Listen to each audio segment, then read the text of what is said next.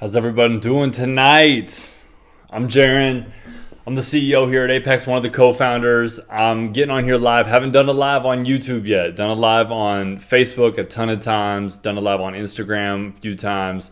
Facebook's usually been one of the things that we've done a lot in our early history. We don't have a ton of subscribers yet on here, but we love talking about health, wellness, fitness. We started as a physical therapy business here in Oregon in 2014. I wasn't even done with my NFL playing career yet, but started off as a physical therapy business, added some wellness services to help people get the most accurate information they can in the world on their body, body composition, body fat, lean muscle tissue, bone density, visceral fat analysis, limb-to-limb symmetry, a bunch of really cool stuff from a machine that you could only really find at a research facility or a professional sports organization like they had when I played for the Oakland Raiders.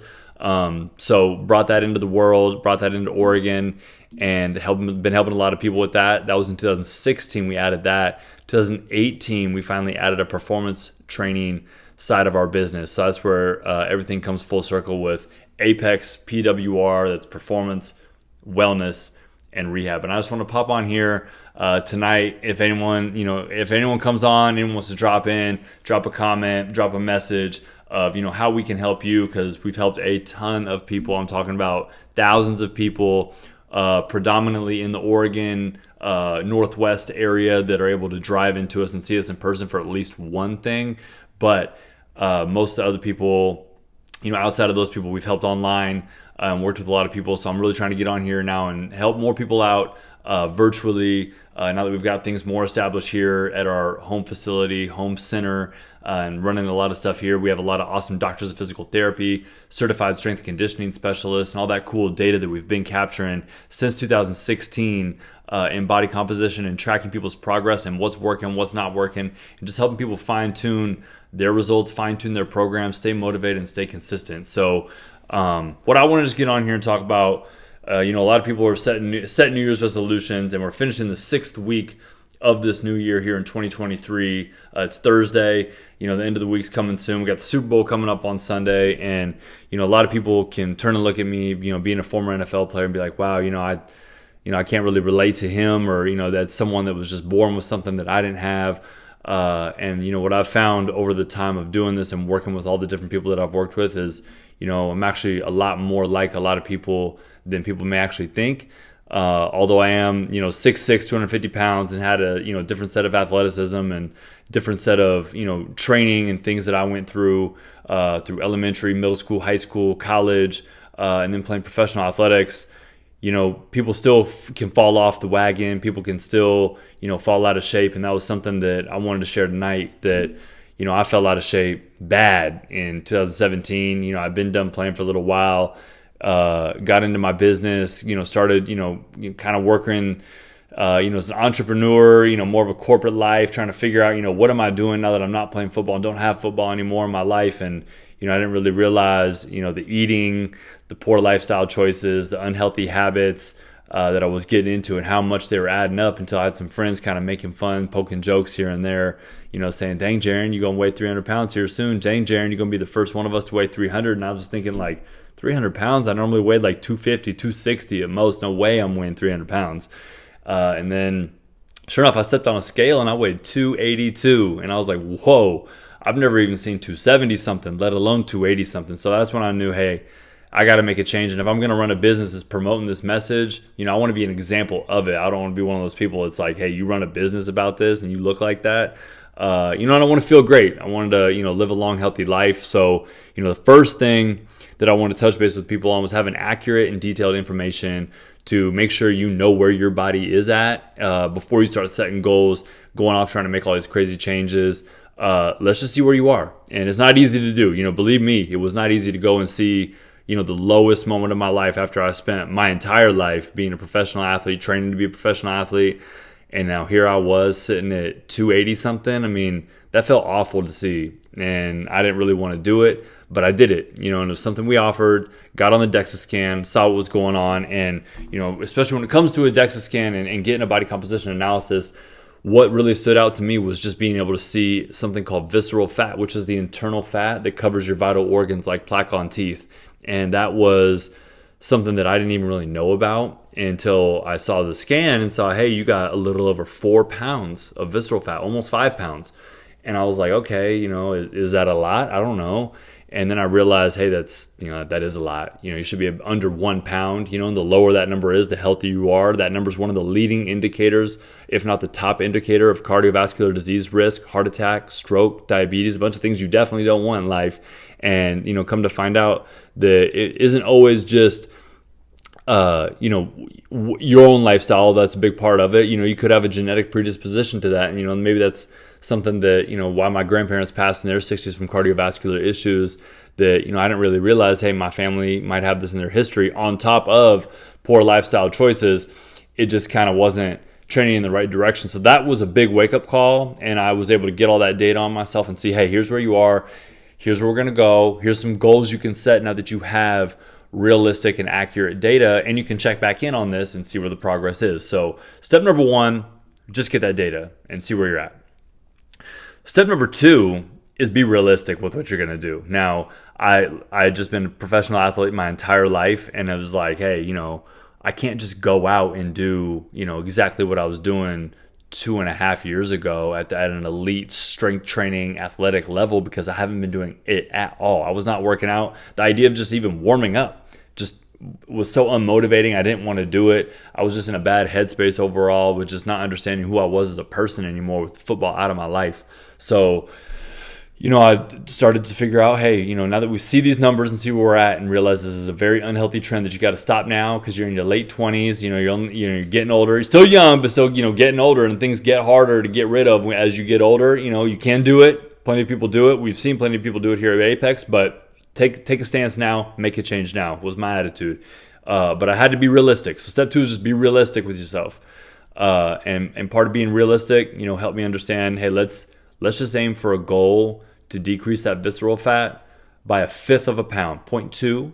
And then let's also aim for a goal of decreasing the body fat percentage by 1% in 8 weeks. I was at a little over 31% body fat.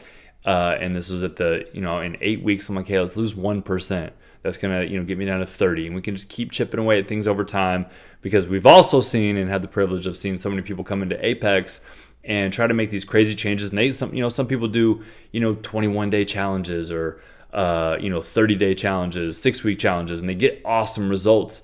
And then they come back, a few months later, and they gained it all back.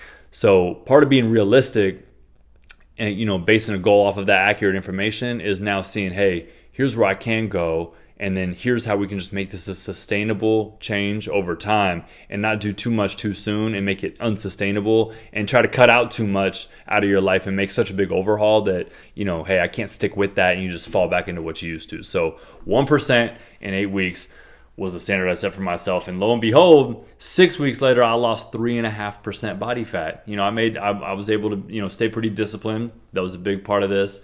I was able to surround myself with other people that wanted to, get the same type of results, people that want to make same type of changes for themselves. They were in different, body compositions. They had different backgrounds than me, different height, different sizes, whatever. We did similar workout styles, ate similarly, but, once I had the data, got realistic with myself and set some goals, it was easier and a lot simpler to go on and make that change, moving on to the next step. So I did that, and then, where a lot of people go, where I just shared, is they make that change and then they allow themselves just to revert back. And one thing we've been all about at Apex is help people make a sustainable change, that they can make this now just part of their lifestyle and not something where they're just yo-yoing up and down, back and forth, falling in and out of things. So I made a couple tweaks and changes in my diet, implemented exercise back into my lifestyle.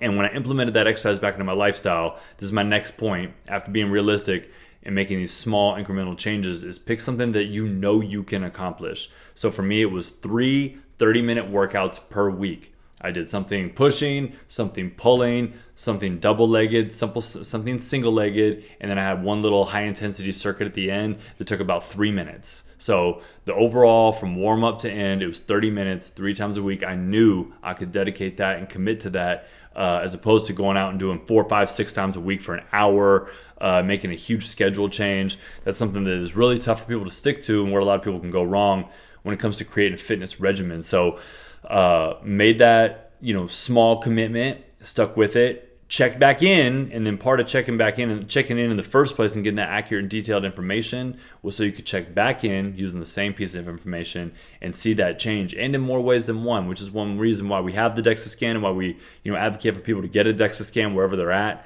It's more accurate than in-body scan, hydrostatic weighing, any other test you can get out there, because it's going to be the exact same test every single time you do it. It's not going to have any variances or differences based on how much water you had, how much food you have, how sweaty your palms are. It's not tricked by holding your breath like the Bob Pod. None of that. It's going to be realistic, accurate, detailed information. So one thing that happened and how I continued to fuel my motivation for more was checking back in and seeing those results and realizing, hey, I only made a small change. I only made a little commitment. It was much less than I really wanted to do, but it was just a little bit to get me a little bit closer to where I wanted to go and just give me a taste of what I could get, and realize that, hey, this goal, this fitness change is well within your means, well within reach. So let's just stick with it. So that's all I wanted to break down for everyone tonight. How you can just make it simple, how you can go about things to reach fitness goals, achieve fitness goals, stay on track with New Year's resolutions, whatever it is. Those are my simplest steps. Get accurate, detailed check-in information to start.